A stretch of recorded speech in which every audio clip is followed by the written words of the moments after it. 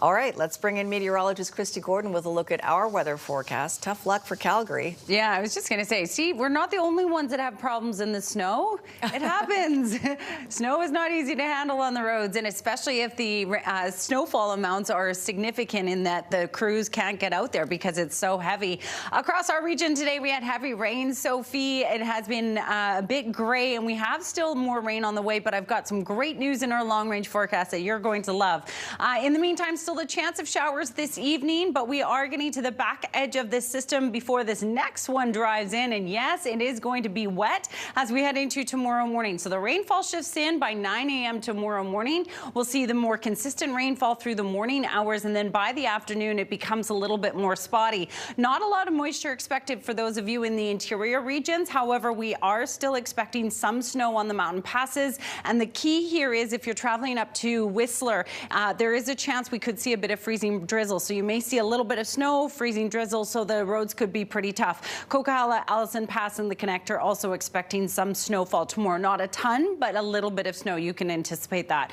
Bright skies in through the far north, but we will see cloudy skies across these regions. Again, a little bit of snow for the mountain passes, but the majority of the rain will be across the south coast. So a very wet day expected tomorrow. Daytime highs, I don't know if you felt that it was cold this morning, 5 degrees in that rain, and I think you can expect it to be feeling cold again tomorrow morning with that rainfall.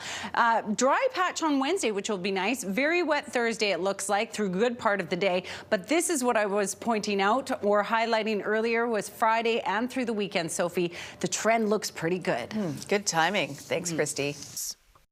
I'm glad she's okay and on her way to Hawaii. Absolutely. A lot of people were ready to take that flight after all that rain, and more today. Here's Kristi. No kidding. And it was a cold rain this morning. I don't know if you felt it, but it felt a lot cooler. Daytime highs reach only about 6-7 degrees today, which is slightly below seasonal for this time of year. We still have a few lingering showers across Metro Vancouver, and we'll continue with that chance overnight. But we will see slightly drier conditions and through the early morning hours before this next system drives in, and boy, is it going to be wet. Some more consistent rain expected through the morning hours for Metro Vancouver.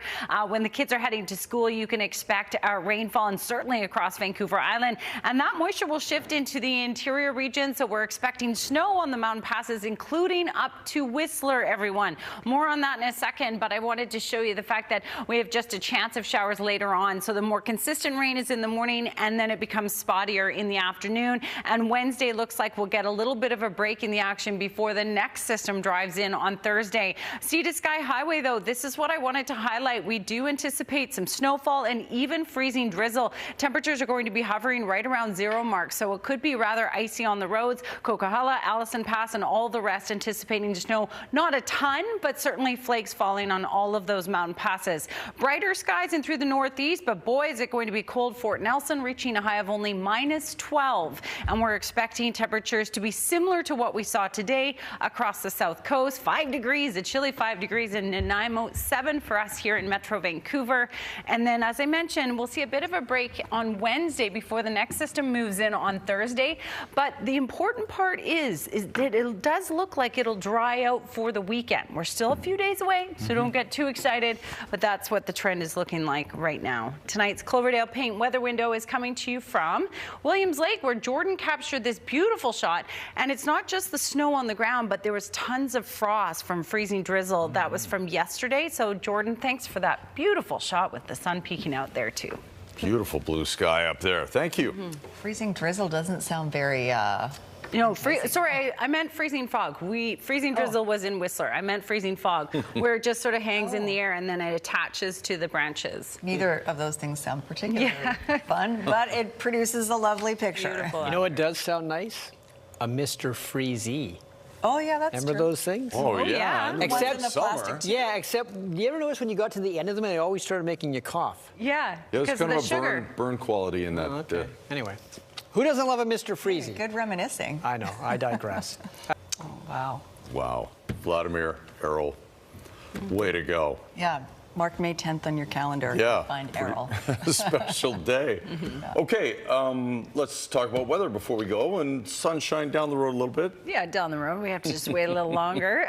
So a wet one tomorrow, that's for sure. More consistent rain likely in the morning, and it becomes a little bit more spotty in the afternoon, but definitely gray for the next couple of days. And I can't guarantee the sunshine for Friday and the weekend. Well, stay tuned, but a little glimmer of hope anyways. Junior Varsity Provincial Championships outdoors in Langley. Let's hope it is sunny.